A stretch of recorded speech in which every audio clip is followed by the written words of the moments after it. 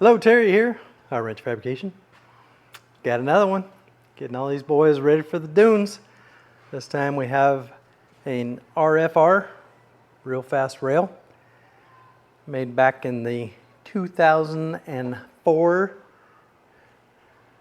And got a couple things to do to it. Have some cracks to fix up. CVs need to be packed. Brakes have a little bit of leakage. Got to replace the transmission, throttle cable, and do an oil filter, and then of course kind of take a look at everything. Kind of an interesting front end. Very beefy arms on there. They ain't going nowhere. So kind of cool that they just have an extra shock on there instead of the bypasses. That actually works pretty good. So yeah, pretty decent car. We'll get this thing raised up, take a look-ski, see how she looks, and gonna start pulling the motor and pull the tranny out. It's kind of unfortunate that they don't have a way to pull the cage off. A lot of manufacturers put connectors on there. You could pull the cage to get the motor out. This one does not have that, so motor's coming out the top. Not the end of the world, but a little bit of a pain, but pretty clean. So we'll get her going.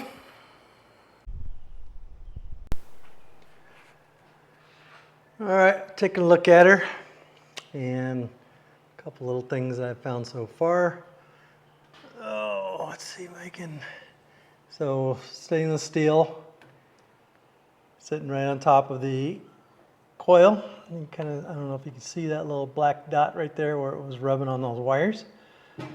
So not on the coil, but the injector.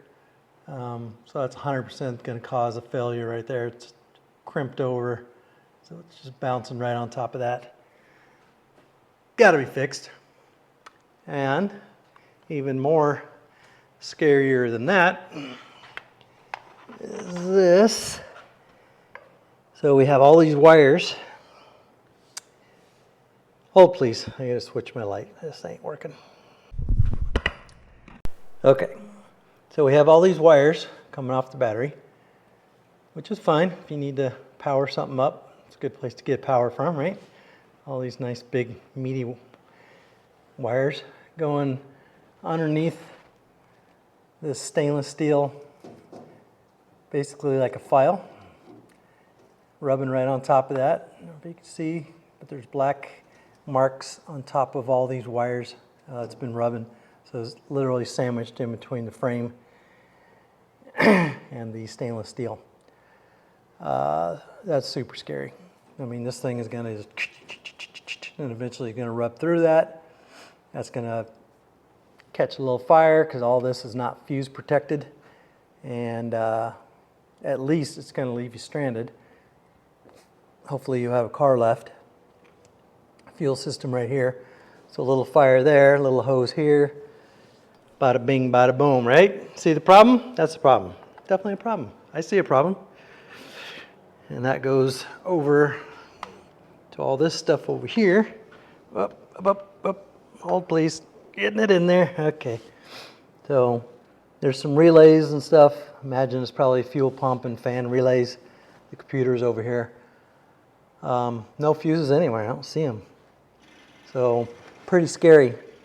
So that definitely needs to be addressed. That should go to probably a circuit breaker or at least several fuses to run each one of those circuits, and it has nothing. So that's pretty sketch. So that needs to be addressed. We'll fix that for him. And then, I don't know, everything else looks decent. Pretty good sized wire going to the starter. So all in all, not too shabby. Here's the crack that I have to fix. Probably going to make some gussets. It's been cracked before. I see a couple of repairs on there, but they seem to be holding up. And then I am going to recommend the manual tensioner on this car, although it's not too bad. There's a little bit of space in between that belt But once again, these things they flop pretty easily. And then our dreaded air cleaner situation here, which is no bueno. So hopefully I'll be able to do something with that. Probably put the air cleaner up into the gigantic wing that has plenty of room. So we'll work on that.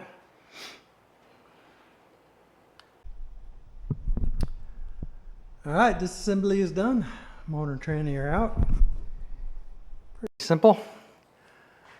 A little bit of a pain with the cage not being able to come out. It all had to go straight up, and there was barely enough room to get the motor back enough to get it up. Just kind of a pain. With fixed mounts like this, they don't get out of the way, so I don't know. A little hard, but no big deal. So now I'm going to address a little crack right there, ground it down, do some weld, and then I'm going to make 2 little gussets on this. I think it's cracked on both sides. Yeah, it's got a tiny little crack on this side too. So it's just seeing some pressure. Whenever you have a pipe coming down, it's going to have a little bit of stress. These 3 on here are a lot better to disperse the weight. There really isn't anything on here. I could do 2 tubes on there, but it actually comes in a little bit close to where the axle is, so I think I'll just make a triangle and get that put in there. That'll be easy. So I will show you how to do that. I got some gussets all done up. Should be a little bit better now. TIG welded around there, and then TIG welded these on. Not too shabby, if I do say so myself. I think I did. That one turned out real good. It's hard to TIG with all this old powder coat, and you're TIGging underneath and over, and it's a pain in the butt, but that looks pretty good. I'm gonna go get some paint, slap that on there, and let it dry overnight, and then tomorrow I will stab the transaxle back in there and dump the motor in, and then well, actually I should probably do this wiring. I have a fuse block coming for that, although I don't really want to wait, but we'll see. We'll see what shows up, but we're making progress. All right, today I'm going to talk about some basic electricity. There seems to be a theme on all of these sandrails that I've been working on lately, and the wiring is just terrible, and quite frankly it's unsafe. This particular car I'm working on now, I'll show you guys, that was a potential to cause a fire, cause the car to melt down, could cause injuries, at the very least cause the car to get stranded out in the middle of the dune somewhere. So I want to go over just some basic stuff on principles that you guys can think about if you're going to try and wire it yourself. Obviously YouTube is a good resource for that. There's all kinds of different applications out there, but I'm going to explain to it as simple as I can. So 12 volt system, right? And then obviously when the engine's running, that's more than 12 volts because of the charging system, but 12 volt basic system is what we're talking about. So you have a ground, you have the wire going to a bulb. In this case, it could be a bulb, a motor, a fan motor, a fuel pump, whatever operates off of the voltage. That's what this is representing right here. So the most important part is getting fuse protection. The fuse has to be as close to the battery as possible. I had a car not too long ago that they were running a blower motor on it, and they put the fuse over here.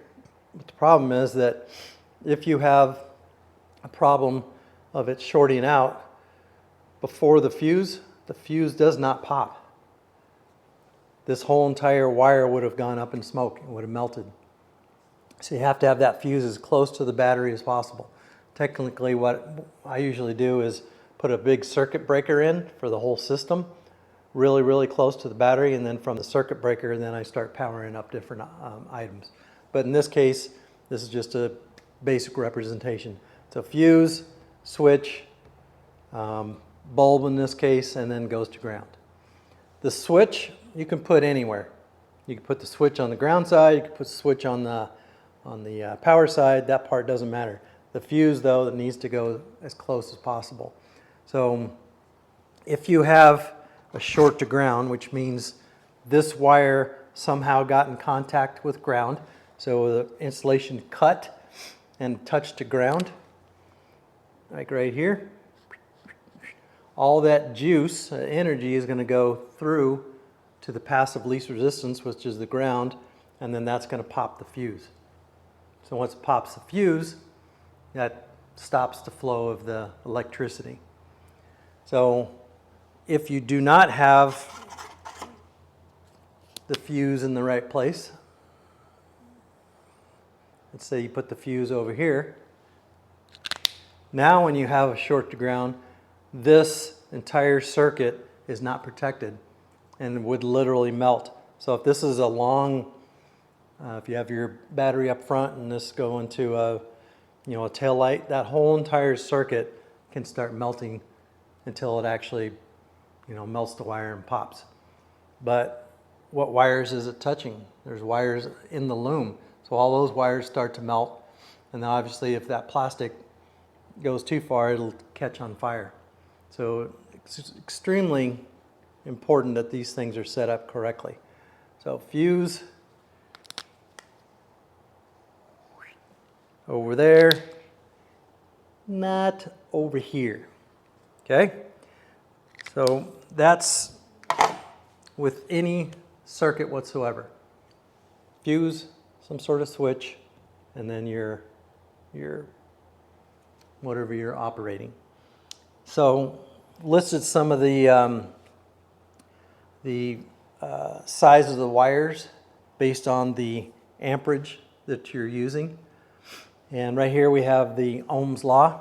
Ohm's law is volts over I, which is current, or amps, times resistance. So if you have any one of these two, you can always figure out the other number. So the Ohm's law states that it takes 1 amp with 1 ohms of resistance to go through 1 volt. 1, 1, 1. So if I have 12 volts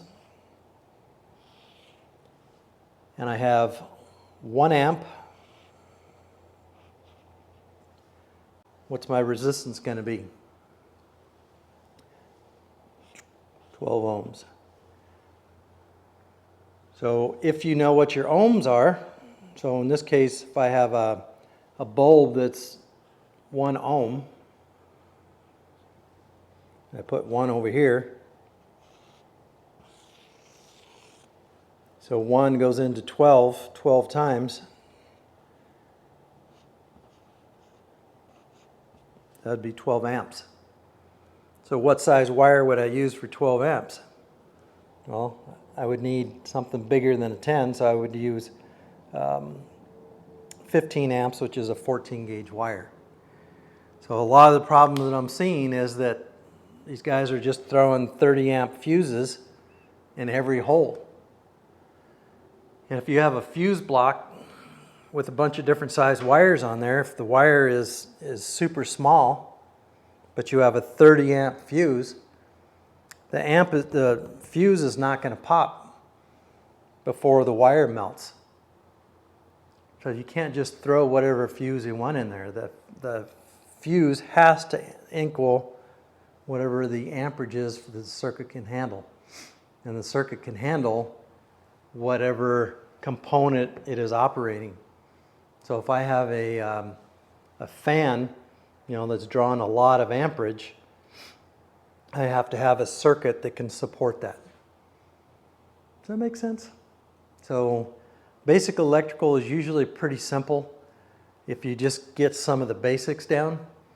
Ohm's law nobody really uses because they don't understand how it works, but it's pretty critical to figure out what kind of system and what the application is going into whatever you're trying to operate.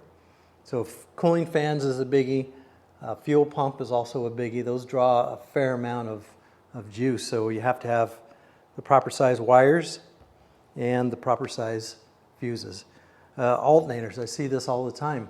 These guys have these tiny little wires coming off the alternator trying to replenish the battery and charge it up.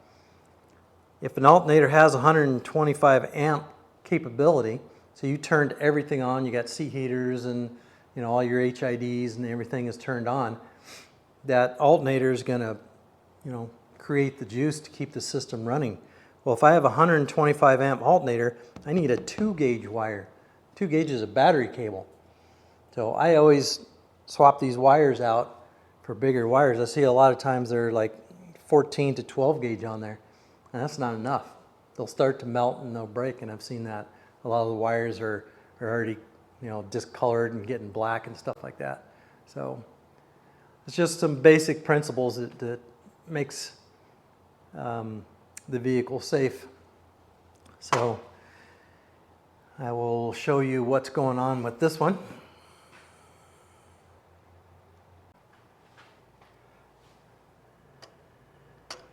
All right, so in this one, we have all these wires coming right off the battery. These wires literally run all the way over to some relays over there that operates the fans and the fuel pump. And you can see right here, this cable is running directly underneath this stainless steel hose. This acts like a file. So it rubs up against that, and you can see right there where it's all black, where it's been rubbing, and it's already started almost to rub through. You can actually see that it's starting to melt a little bit together right here. So this thing, that's a main battery cable right there going to the starter. So this is a potential huge fire, because all this would have melted down. The fuel pump is right here, so if this starts to melt, catches this hose right here, melts that, fuel starts leaking, car's done. So just super scary stuff. And over here, the power steering hose, this one right here, this hose was rubbing on a couple of the wires on here. It was sitting right on top of this coil and rubbing that. It was also sitting on this injector wire over here and rubbing on that. So probably wouldn't catch fire, but it would cause a misfire. That cylinder can go out, that cylinder can go out. So just stuff to think about. So my fix for this is I just bought this little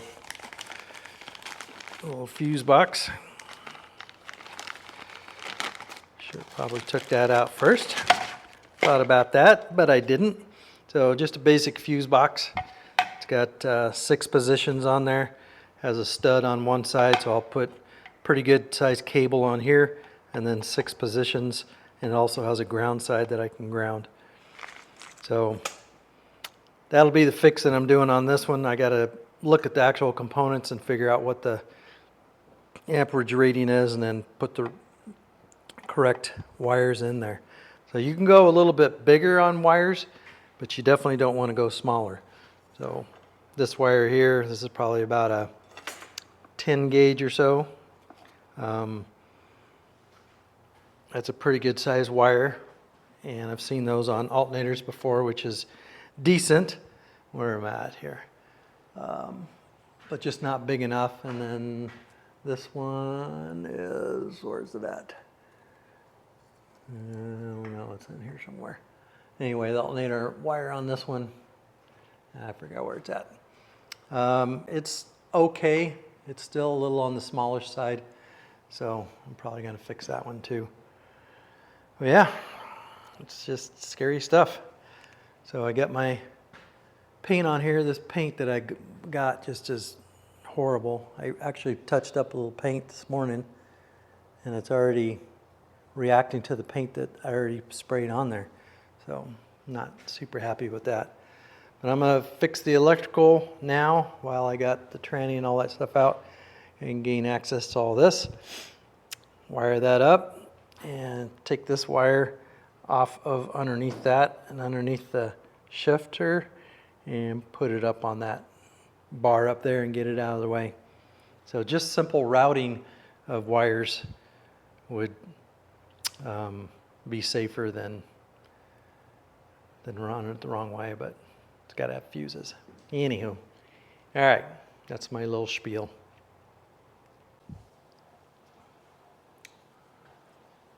So this is how I do my terminals on here. I don't like those little butt connectors that have the insulation on them, because it's not insulated.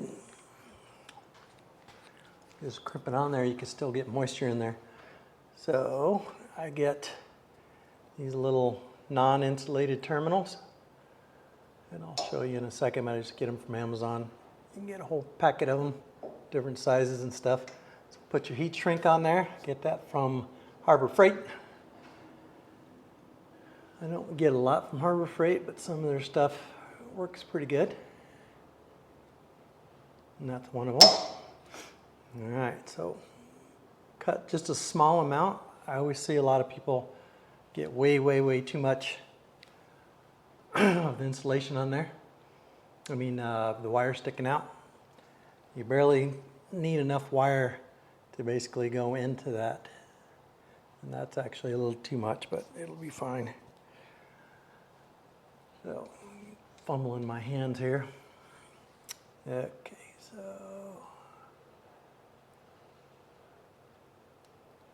All right, that's the wrong size. That one's a little too small. Hold, please. Gonna get one a little bit bigger. There we go. There we go. All right, so on these little terminals like this, there's a little slice on one side for the manufacturing process. So you got to make sure that you put your little squeezer on the back side. You want that on the opposite side. So the slice goes into this little cup and the bump goes on the other side. And then you stick it in there and squeeze her down.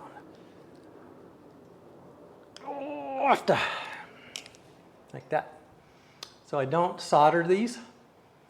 Soldering is a no-no. So what that does is it actually causes it to be brittle right here. So you want this joint to be able to flex and these wires right here to be able to flex. If you notice on regular production vehicles, they crimp all of their stuff. It's not soldered on there. Yeah, soldering could get a slightly better contact, but if you crimp those on there really good, it's gonna get real good contact on there anyway, and it's just not an issue. So, no solder, and then squeeze your little heat shield on there. And technically you should use a heat gun, but I like the flame because it's really fast. And they say don't use a flame because you could melt other wires, or if you have a little fuel leak or something like that, open flame's not great, but it'd be all right. I've been doing this a while. Haven't died yet that I know of. All right. So that's how I do those. So I just got to do 3 more of those, and then you see up in there, got my little fuse box mounted, and I have a nice big cable on here. I think this is 6 gauge. It is black because I ran out of red, but it'll work. So sorry, a little banging. All right, so there's my nice big fatty. So that will run everything. So this is even more scary. So this big main one right here, this one actually goes into the frame over here. And that goes up to the front switches, and that feeds all the switches up there. So there was no fuse protection on that whole circuit all the way to the front. So that's absolutely horrible. Now, this will get turned and terminated in there. And I'll route those all nice. See, I already pulled them up over. So that wire was actually rubbing on this side and this side. It was getting it from both sides. And it was scary. It was almost all the way through. So I'm routing all that, and I'm going to zip tie it onto this bar up here. And then, so this is the kits that I buy from Amazon. Has all kinds of different sizes in there. It has some butt connectors, non-insulated butt connectors. And I put those in a different box already. But it's a pretty cool kit. All kinds of different sizes and, you know, different holes on there. Get some bigger ones for like a battery and all that. And pretty cheap. And then I get the marine heat shrink. Make sure and get the marine stuff, because this is the one that has the glue basically in there. $5 or $6 I think for the kit, something like that. Every time I go, I just buy like 4 or 5 of them. I use these quite a bit. But yeah, you just clip them, stick it on there, heat it up. That little glue goes out, and it completely makes it waterproof. So there is a lot of different items that you have to get for electrical. So I got my little pack out boxes. This is for the little 8L clamps. And so I got weather pack in this one. And then terminals, I got copper and steel ones. And yeah, it takes a lot of stuff to get this right. Also I have, I think Bevor is advertising this. I got it from Harbor Freight. This is a little crimper for the battery lugs. You need something a little bit bigger, and it comes with all kinds of different dies. And all this stuff is relatively inexpensive. The sizes are really weird on this one. So you can see I actually kind of ground and customize my own. I don't know why you would need a hydraulic press for a tiny little one like that, but it came in the kit, so I just use those to modify it. So yeah, that's where we're at. I will show you when I'm done. Alright, there she is. Nice. All cleaned up. And the wires are tucked away, not going to get rubbed on. Tied up there. And then it came with a little cover. Snap it on and she's all protected. Very nice.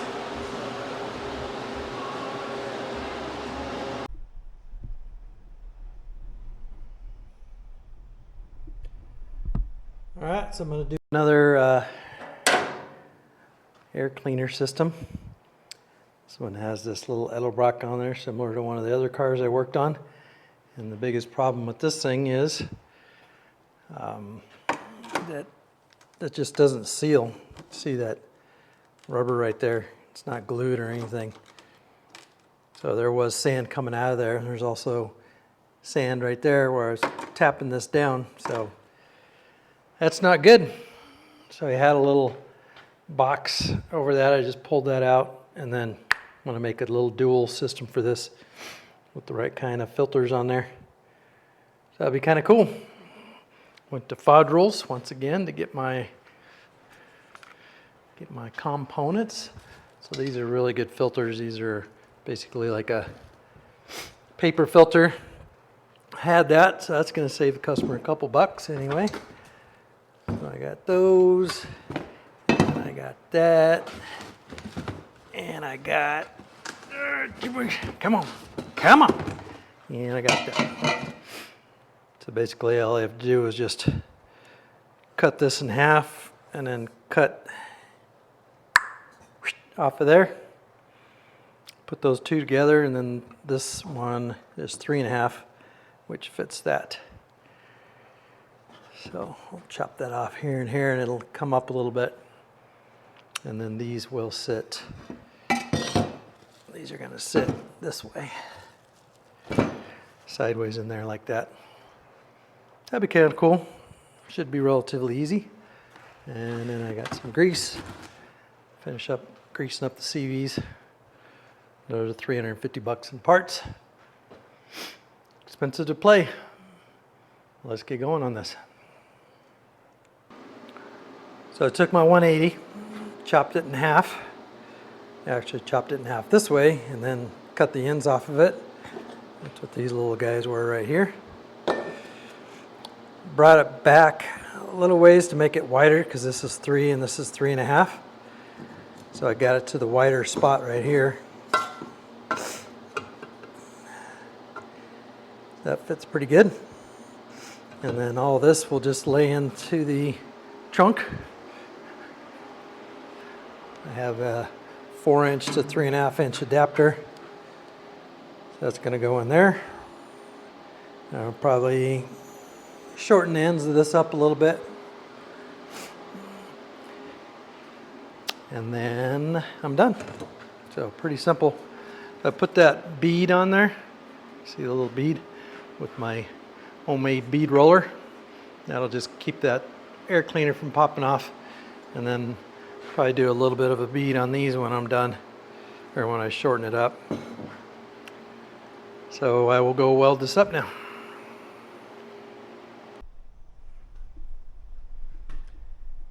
And ta-da! There we go. Looks pretty good. Got a big hole in there.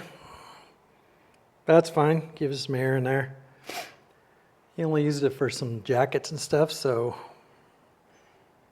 we can figure that out later if he wants to build a partition in here or something, but for now, I think we're good. Nice and straight, nice and tight, and ain't going anywhere.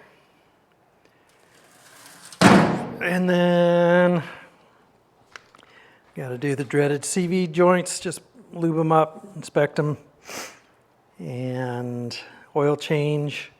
And then he's got a little bit of a leaky caliper. Got to take a look at that and get that resolved. All right, another one's all done up. I had a big old list of stuff. Played with the turning brakes. They seemed to be a little better. They were super mushy. Bled the brakes. He had some leaks on his calipers, so I kind of tightened those up and sealed them. Bled the brakes. Greased the CVs. Of course, I pulled the motor out, pulled that tranny out, replaced it with the extra tranny that he had, and did some wiring. Got that very unsafe wiring all fixed up. That's all cleaned up. And then made this pretty cool air cleaner system. Yeah, I forgot to get him covers, but he has to go get those on his own because I forgot. But yeah, I think she's ready to go. Starts right up. Sounds pretty good. And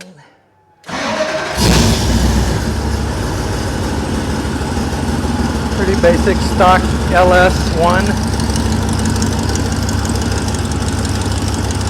Not too shabby. Oh, I did fix the throttle cable too. He had a little bit of a problem with this sticking. So I just extended that and made the angle a little bit better. So yeah. Boing. So that was it. Hope you enjoyed this one. I got one more coming in right behind them. These are all buddies, all part of the same group. So getting these guys up. Give me no light in there. There we go. Getting these guys back in the dunes and ready to rip. I think they're going veterans in November. So hopefully everything works. It's definitely going to be a little bit safer. And once again, thanks for joining. If you like this kind of content, please smash that subscribe button. Give me a like. Some comments would be cool. I don't see very many comments on this channel, so let me know if there's something that you like or something that you don't like or you think I could do better. I would appreciate the comments, but thank you very much.